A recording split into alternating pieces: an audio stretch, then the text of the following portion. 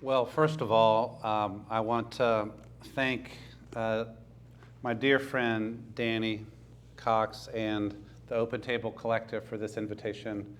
It is really a pleasure to be here. I guess this is my second visit here, and I'd like it to be a regular thing. It's great to be here. Michigan is becoming a regular visiting place for me, and it's a great state. I've been all over this state. A lot of time in Grand Rapids and Holland, and been in Kalamazoo and Ann Arbor, and maybe I should just get an apartment or something. I mean, so it is good yes, to. You should. So it is good to be here.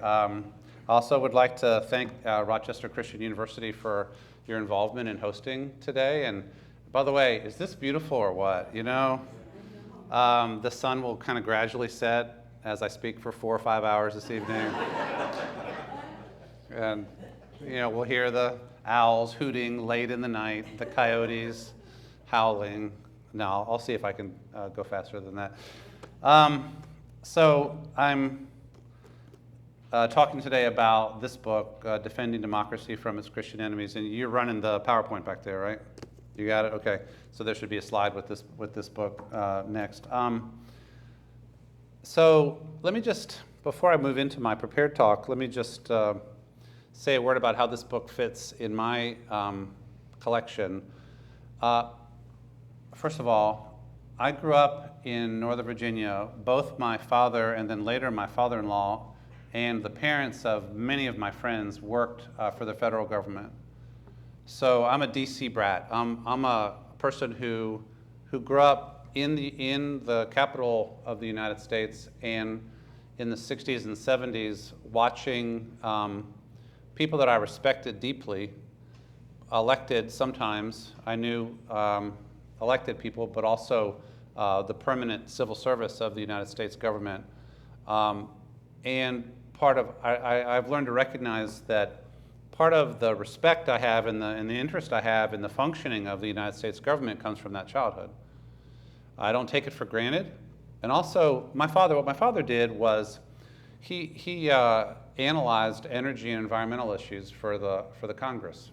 So his job was to, like, if they were looking at legislation as they were throughout the late 60s and 70s, for example, the Clean Air Act, he helped to research to make that happen, the Clean Water Act, and other kinds of legislation. And he would come home and talk to us about the challenge of making laws and the satisfaction of doing good lawmaking. And then his job was to do the impartial briefings for the congresspeople, Democrat and Republican. I really respected him a lot for that work. And so a knowledge of the government, a respect for a well-functioning government, including a well-functioning civil service, is in my blood. So that's something to know. That's before I became a Christian, before I became a pastor, before I became a Christian ethicist. As for that part of my journey, I became a born-again, on-fire for Jesus Christian in high school, but there was something missing in the version of Christianity that I was exposed to, in that I was not taught to have much of a social vision. I was taught to have a personal moral vision, like don't, be pure sexually and keep your language pure and tell everybody about Jesus and read the Bible 3 hours a day and that. And so it really was a connecting of my devotion to Christ and a re-engagement with the world that is really what Christian ethics became for me. So when I went to seminary to prepare to be a pastor, I discovered the field of Christian ethics, because still in most seminaries, everybody has to take at least one ethics class. Ethics is the study of right and wrong from a Christian perspective, right? Christian ethics. And I was trained in a tradition that paid a lot of attention to social and political problems. My main teacher was a man named Glenn Stassen. Glenn Stassen was a brilliant Christian ethicist. He also happened to be the son of Harold Stassen, who was a cabinet official in the Eisenhower administration, who was governor of Minnesota at the age of 30, and who very nearly became the Republican nominee for president of the United States. And so Glenn taught me in a tradition that took very seriously the functioning of government. And Glenn believed in democracy. He believed in American democracy. One other thing I should say about that training, both Glenn and I were deeply affected by studying the tyrannies of the 20th century, namely fascism on the right and communism on the left. If you came of age studying Christian ethics in the 70s, 80s, and 90s, you were aware that it had only been 25 years since World War II, the Nazi regime. My dissertation was on Nazi Germany and the Holocaust. And also that the communists were still there in China and in Russia. And that the communism was tyrannical and murderous, that fascism was tyrannical and murderous, and that we ought to be invested in the rule of law and democracy. And so all of that is backstory to what I'm going to present to you. Does that make sense? Right? I think we've taken democracy and Republican government, both those words are relevant to describe our political system, we've taken it for granted here. Only a tiny number of people could tell you much about how our democratic process works. And when you take something precious for granted, as we all know, it can erode. And I want to call Christians, or whoever else is here, Christian or not, to a renewed study and reflection on democratic self-government and a renewed commitment to it. So that's all preamble. We're on slide 2 of 47. Are you ready? Okay. All right, let's move on. My preaching professor said, now boys, there were a few women there, but I think he said boys because he was that kind of guy. He said, tell them what you're going to tell them, and then tell them, and then tell them what you told them. All right, so here's what I'm going to tell you. 6 points. And if you get only these, then you will have got the main idea.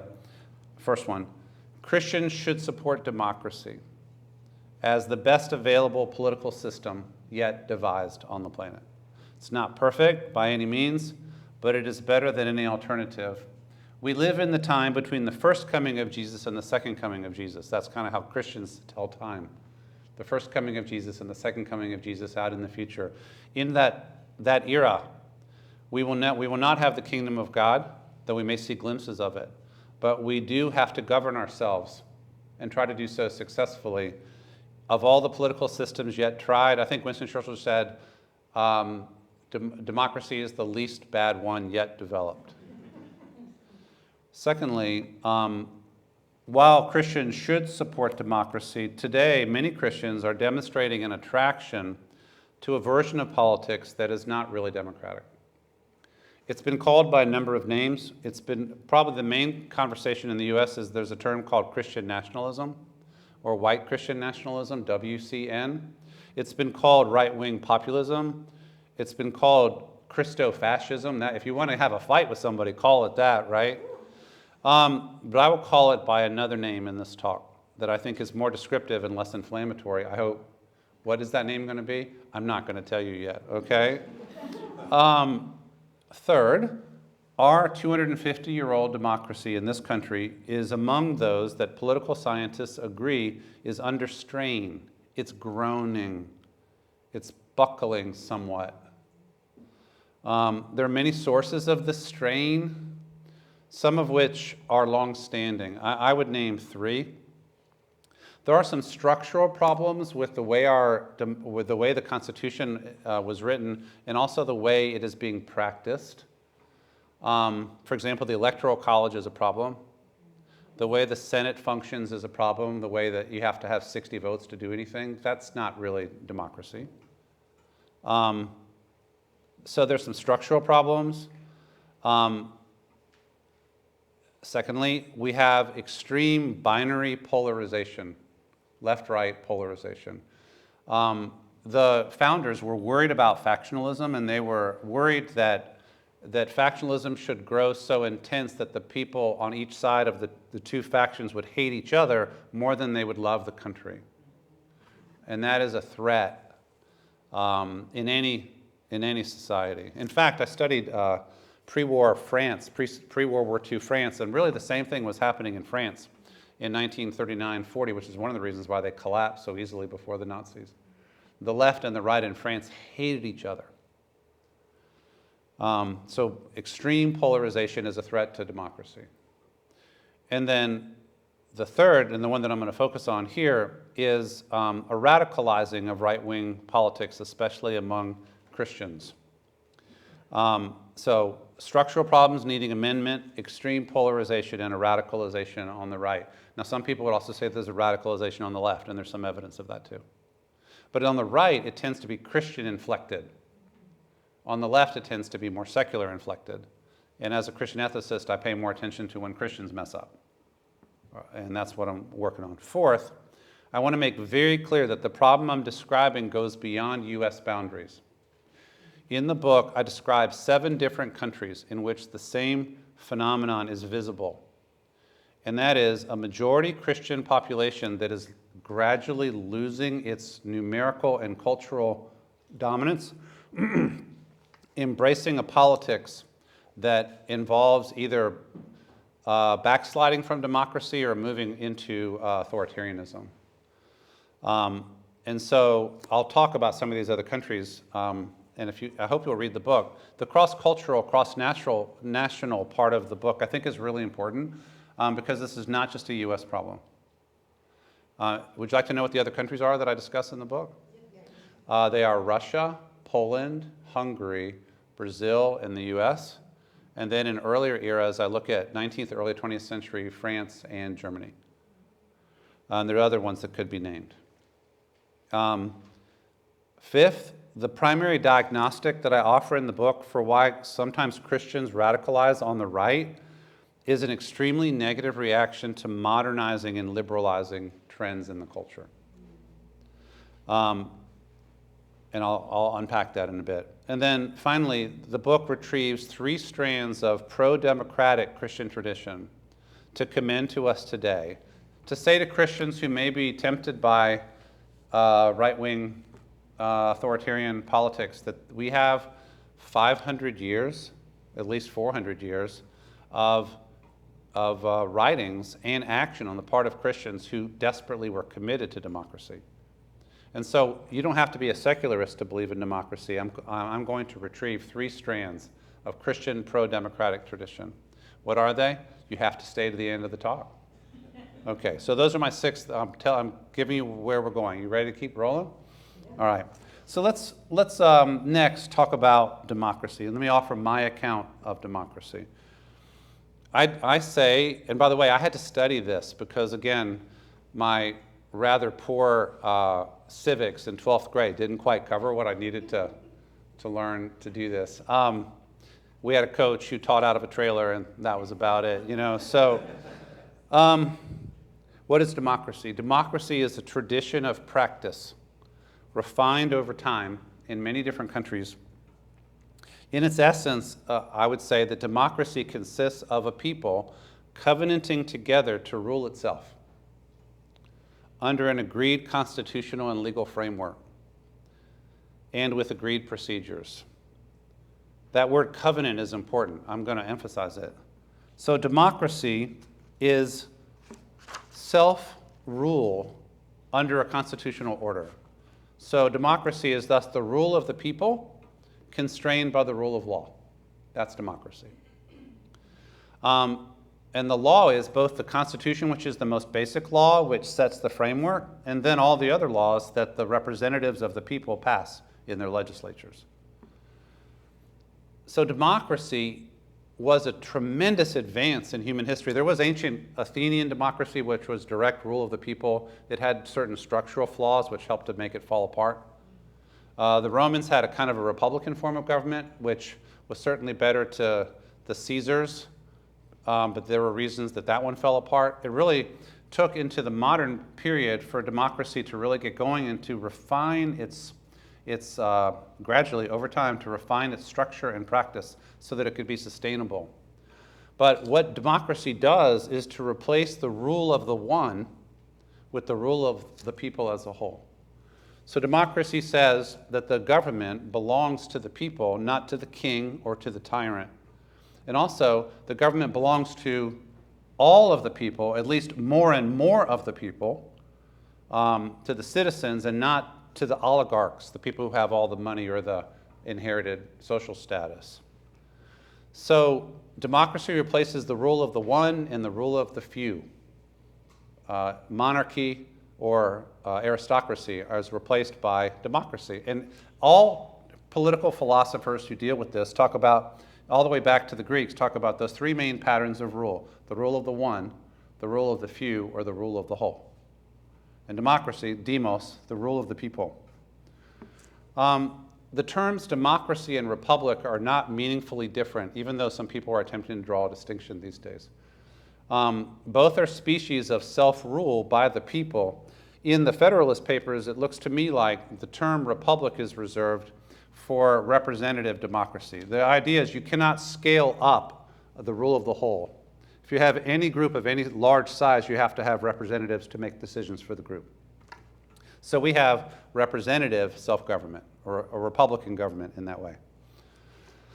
So like all other covenants in human life, a democracy's survival and vitality are not guaranteed.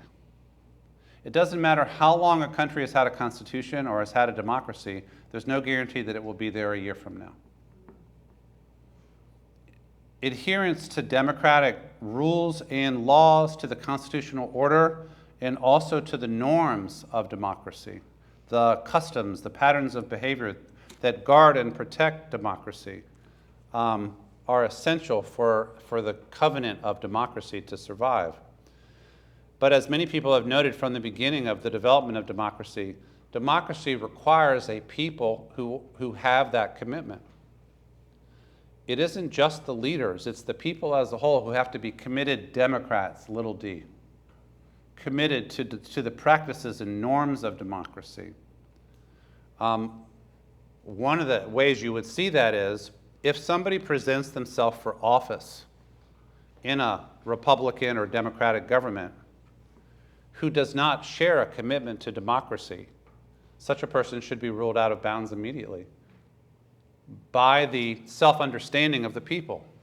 The people should be immunized against authoritarian tendencies because they know the norms of democracy.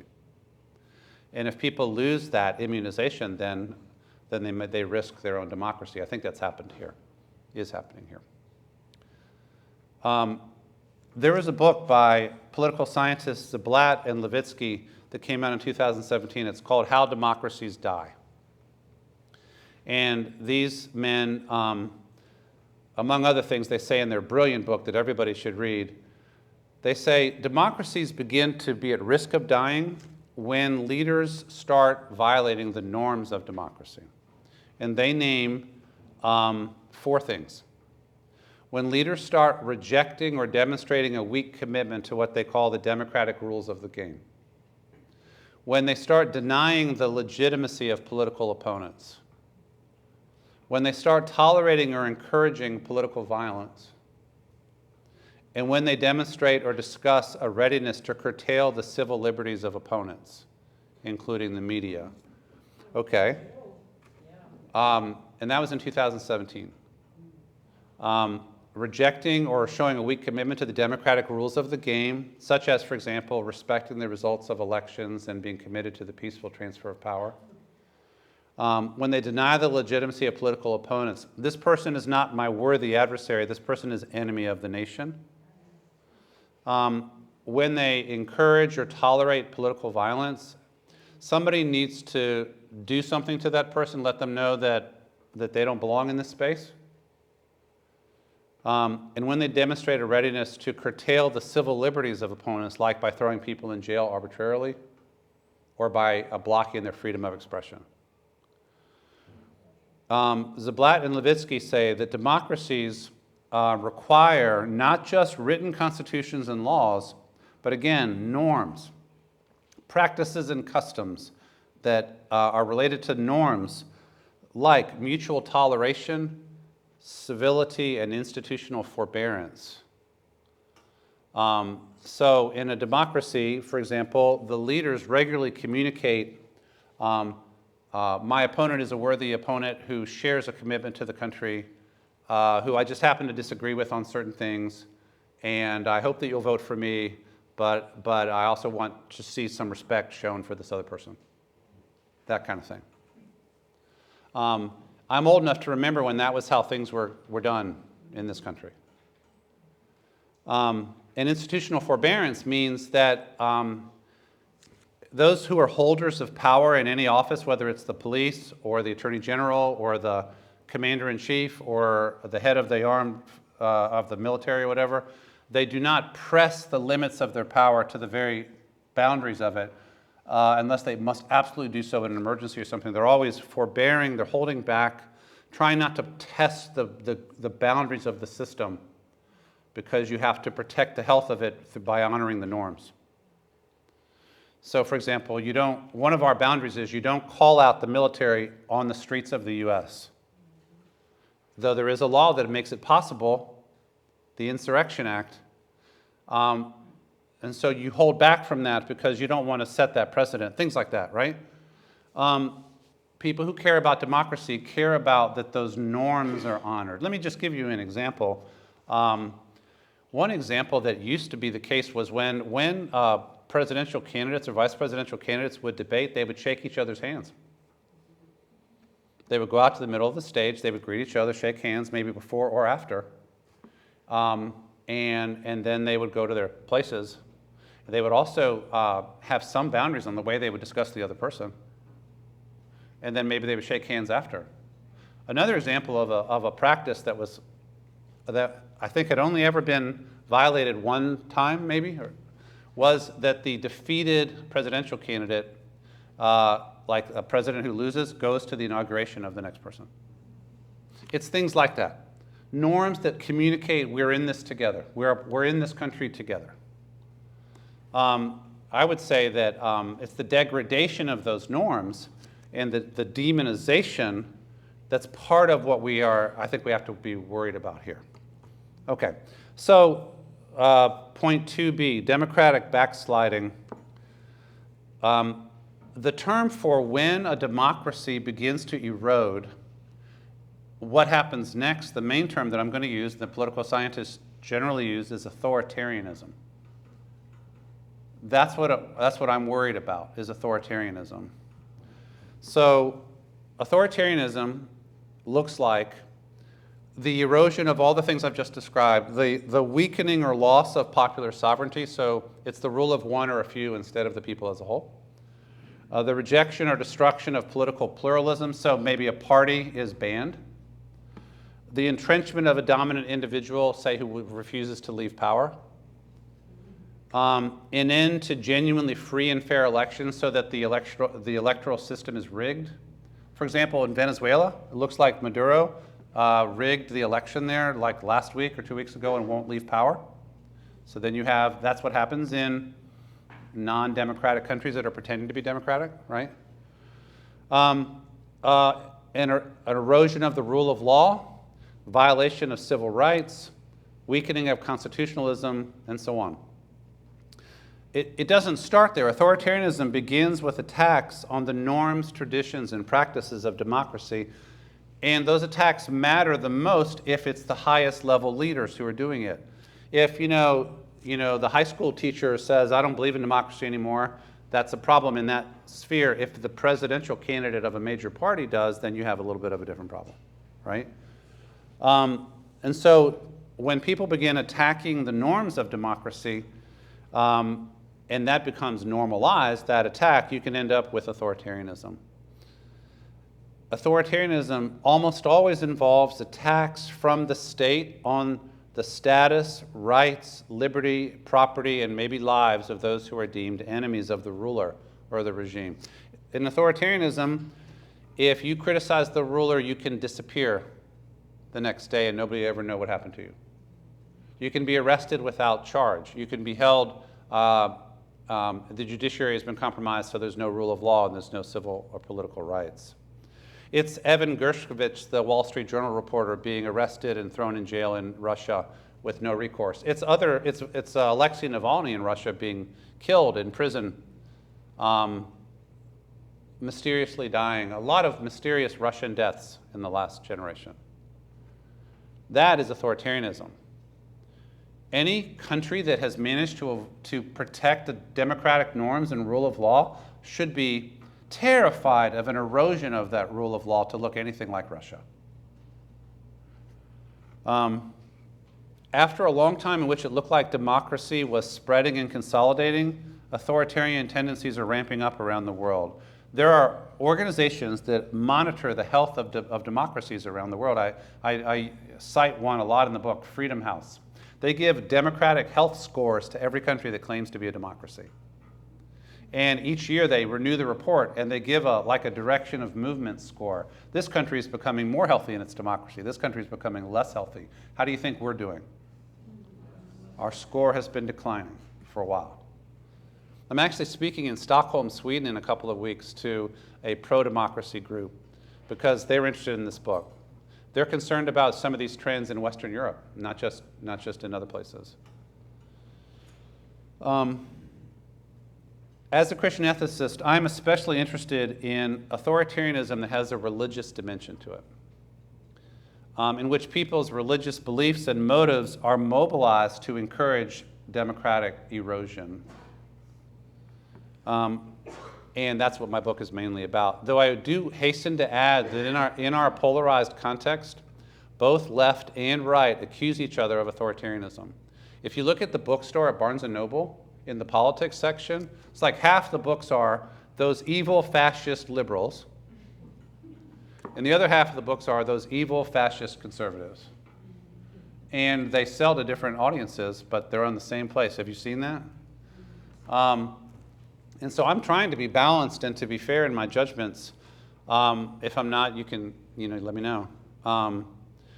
I do think that there are some weakening expressions of democratic norms on all sides. Let me give you an example. The overuse of presidential executive orders is a weakening of democracy because the legislature is supposed to pass laws. If the legislature doesn't pass laws, sometimes presidents are tempted to go around the legislature and just write, this is what we're going to do. That is not a good custom in a law-based democracy. So, and that's happening. I think Biden has done some of that. So this is just something to be aware of. Everybody has to have a commitment to protecting the norms of democracy, even when it's our side that is doing things that we kind of maybe like the policy. But the democracy itself must be cared for by the people. Does that make sense? So what's going wrong in terms of the focus of religiously oriented authoritarianism? You will understand the substance of my diagnosis if you know what two acronyms mean by the end of this talk. ARC and DCA. ARC is what I'm going to call the problem. DCA is what I'm going to call the solution.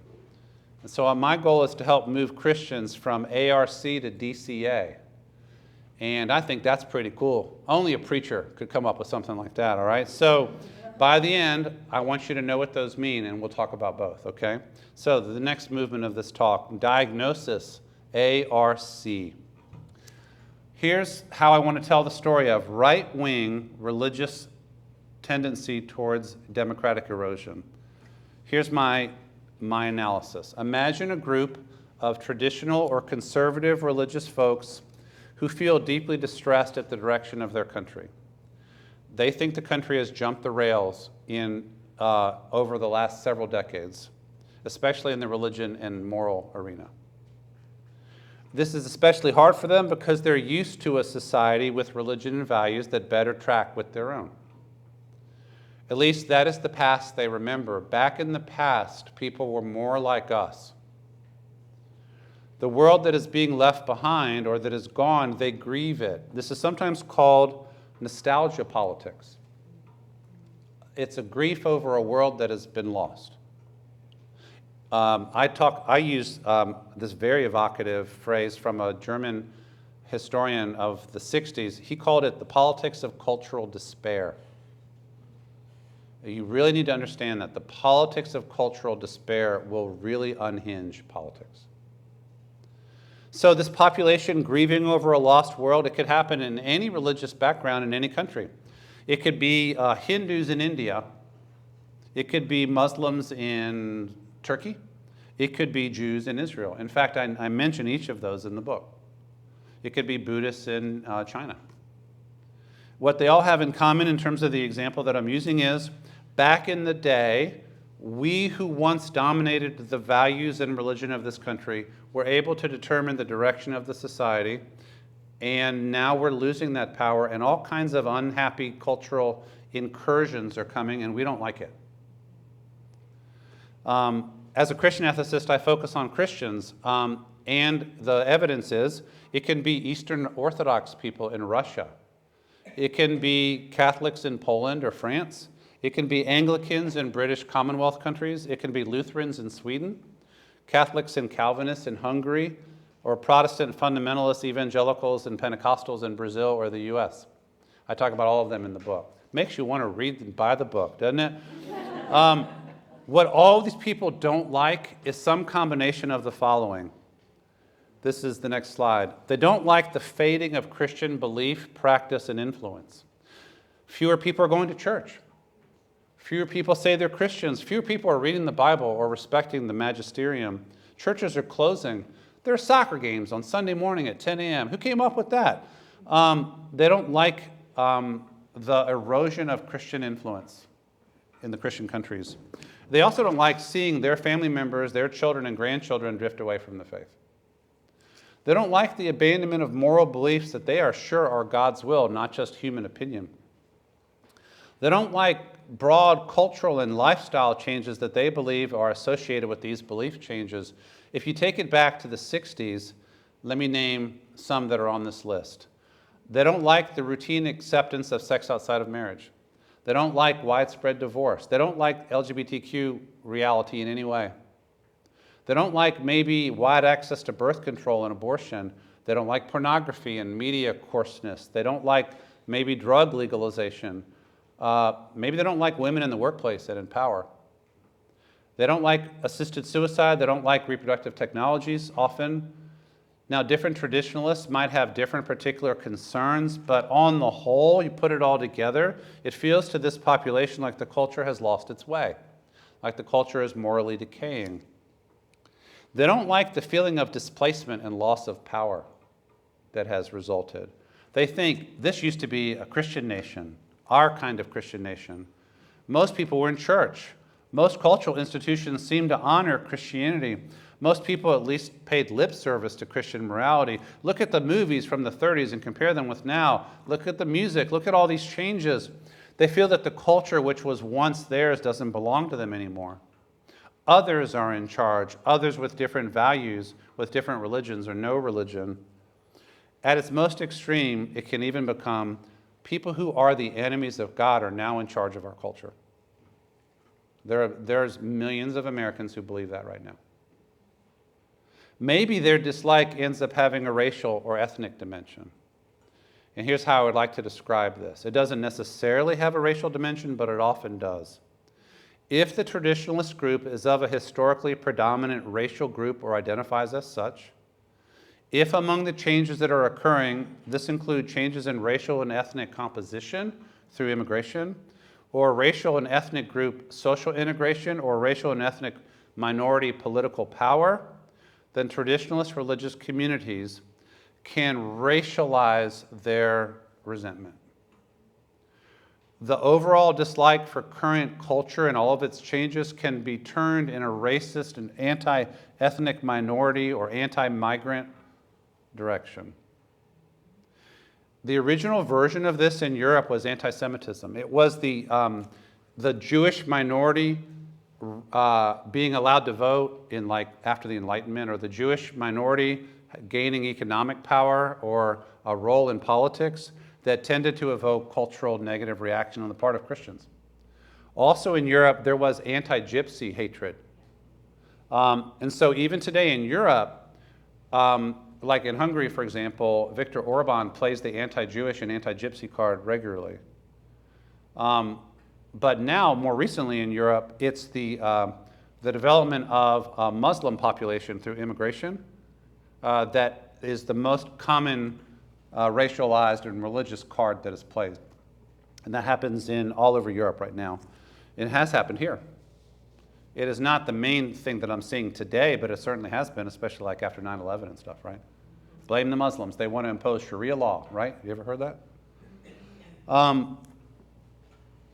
Some religious and cultural traditionalists may be experiencing economic distress as well.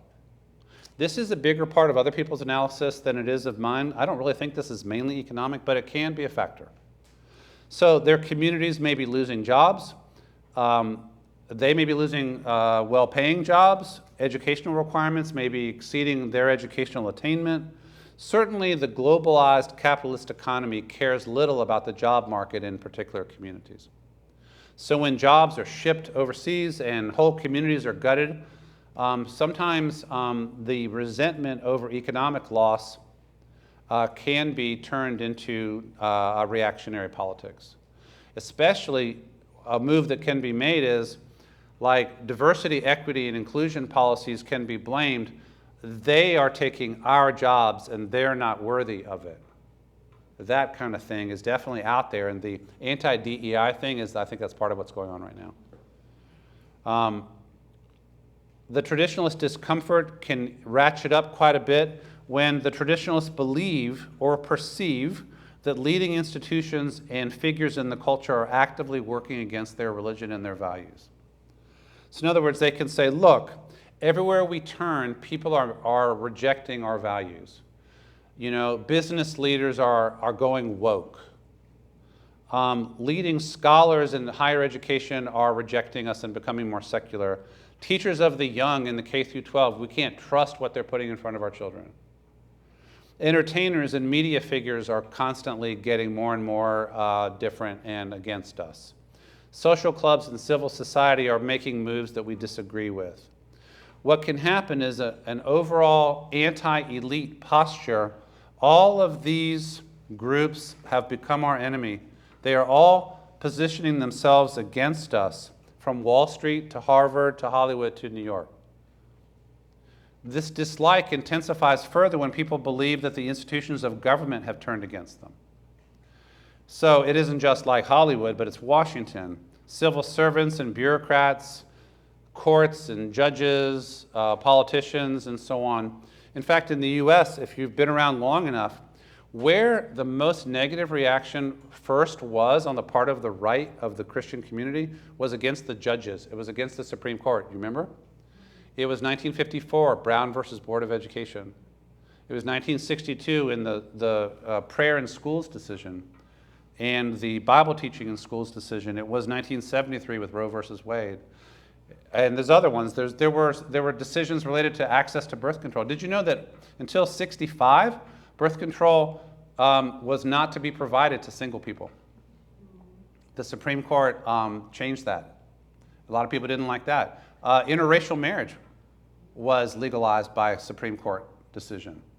So almost everything that I'm talking about in the area of race, religion, values, and so on, the Supreme Court was involved, and a more liberal Supreme Court made decisions that inflamed right-wing Christians. So put it all together, in my diagnosis, my first word for you, R is for reactionary. A-R-C, the R is reactionary, and I want to use this to describe a settled orientation of negative reaction to contemporary culture. If you put all the elements together, it can include religious, moral, ethnic issues. It can include migration and language and gender and status, economics, and governmental, political, and social power. I'm suggesting that there is a reactionary part of the population that looks at everything that has happened since about 1962, and they say, no, thank you. We're against it. But then the C is for Christianity.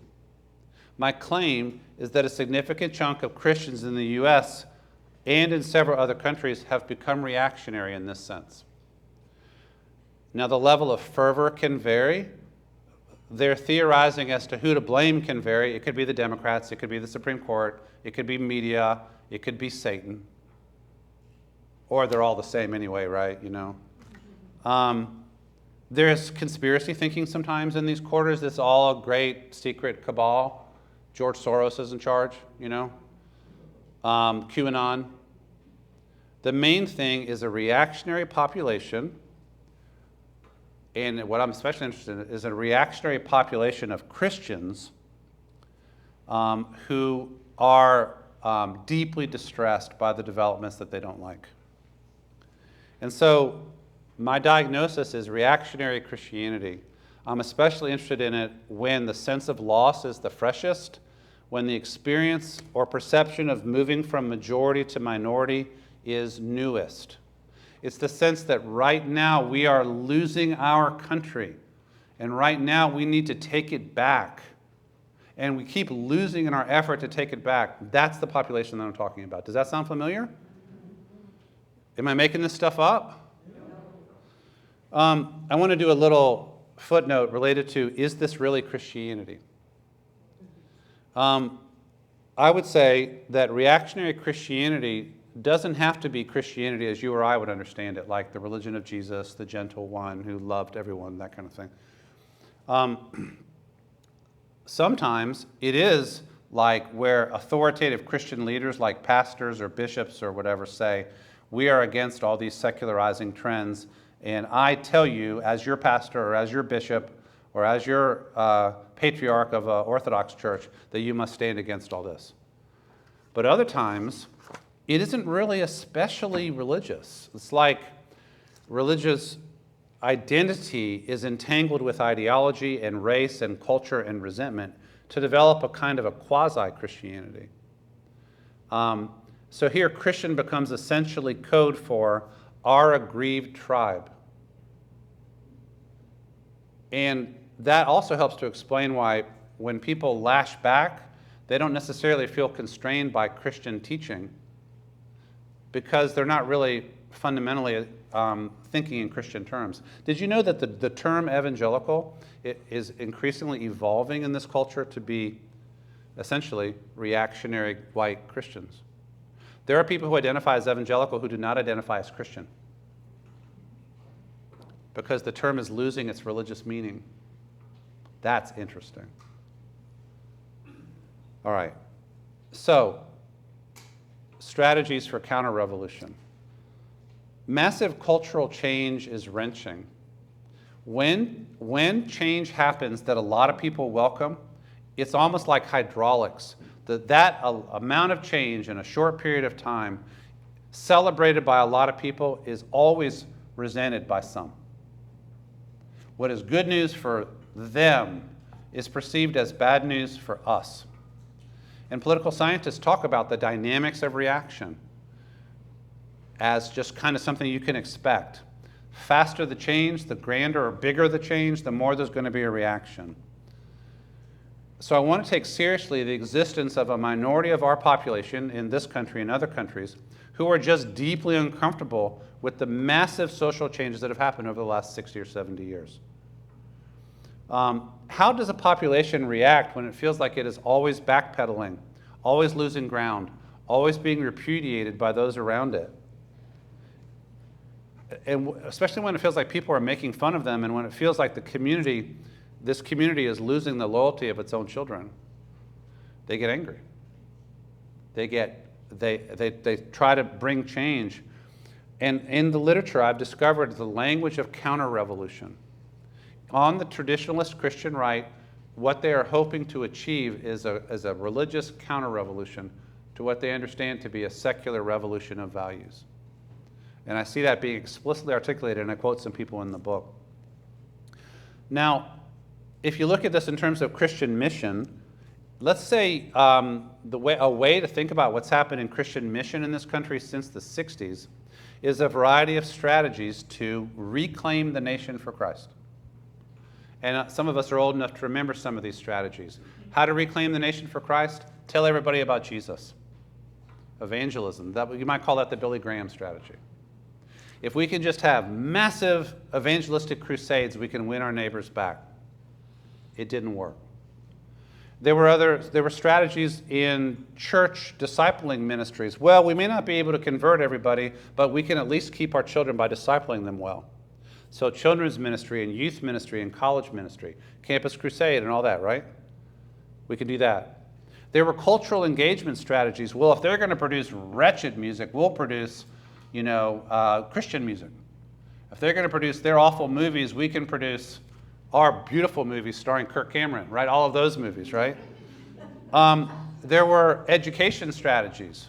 Like, well, if the public schools are going to be ruined by secularism, we can do homeschooling, and we can do Christian schooling. We can withdraw. And then there was also, with a special intensity beginning in the 70s, democratic politics. Okay, we can partner up with what became the Republican Party strategy of the Christian right. We can make an agreement. We will support your party if you will support our religious values agenda.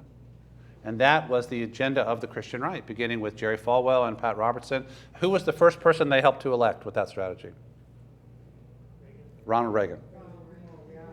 So that strategy is 45 years old. But the counter-revolution has failed from their perspective. And I'm going to skip through some notes here. But basically, I would say, and I've been around long for most of this history, every strategy that was attempted to gain cultural ground, to push back against moral change, failed. Christian erosion in the role of Christianity in the culture continued to erode. Values changes continued to be stabilized. And the political strategy always seemed to lose. And I think 2015 is a symbolic year for this. In 2015, the Supreme Court, a conservative Supreme Court, legalized gay marriage nationally. This freaked out a large number of traditionalist Christians. And at that time, Barack Obama was deep into his second term. So the liberals are winning. Barack Obama is president. The racial coding there was very real. The Supreme Court under John Roberts has authorized gay marriage. We're losing. We keep losing. We keep losing. What are we going to do? And then along came Donald Trump. Trump's significance for this talk is that he represented, in his articulation of his values and his way of being, more like an authoritarian political option. From the beginning, he was flirting with violating the democratic rules of the game. Do you remember those rules? Refusing to recognize the legitimacy of political opponents, refusing to reject political violence or threats of violence, refusing to respect the media. What are they called? Enemies of the people. Refusing to respect election results and participate in the peaceful transfer of power. For me, the main issue with Trump is the third thing that I now, to complete my definition, he authorized authoritarianism.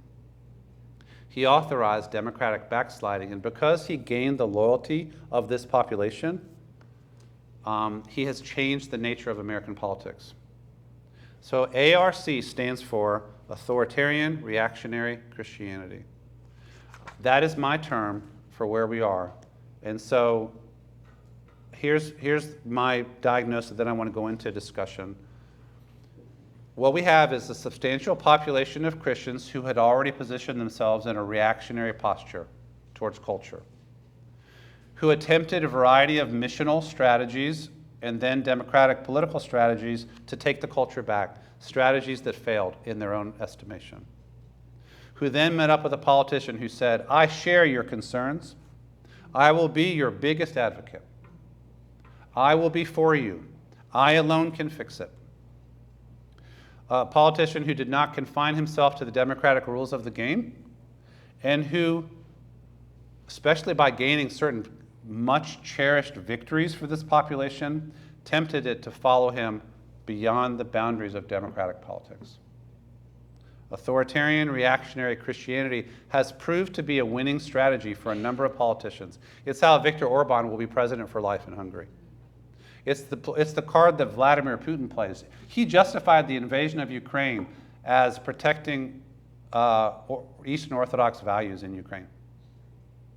The Law and Justice Party in Poland, which was just recently barely voted out, had the same strategy. Jair Bolsonaro in Brazil had the same strategy. The base, the core red-hot base of all these politicians is reactionary Christians who found the warrior they were looking for. For that, because that's so significant to people, for their followers, their personal character doesn't matter. The religious practice doesn't matter. Their legal record doesn't matter. Their moral record doesn't matter. What matters is this person will be our defender. And from the perspective of a lot of people, this person has been by far the most effective defender we've ever had. So we will continue to follow him. Authoritarian Reactionary Christianity is what my book is about. The problem is not religion. The problem is not ethics. The problem is not Christianity. The problem is not that some people are reactionary. If they want to be reactionary, they can look at culture that way. There's a lot to react. I mean, I don't love everything that's happened in this country since the 60s. If they want to be authoritarian in their churches and families, that's mainly a problem for their churches and families. But it's the mobilization of all of this energy in the political arena to erode our democratic norms that is what this book is about. So as an ethicist, I'll go into churches and I'll say, let me tell you why a reactionary vision is not good enough from my perspective. But as an American citizen, what I'm concerned about is people who are willing to trade away our democratic norms because of this cluster of concerns. It's the political activation of reactionary Christians towards authoritarianism because of their desperate unhappiness about the direction of the culture. That's my argument. Now we have a discussion question. Have at it. Talk with people. I think we'll do this for about 10 minutes, okay?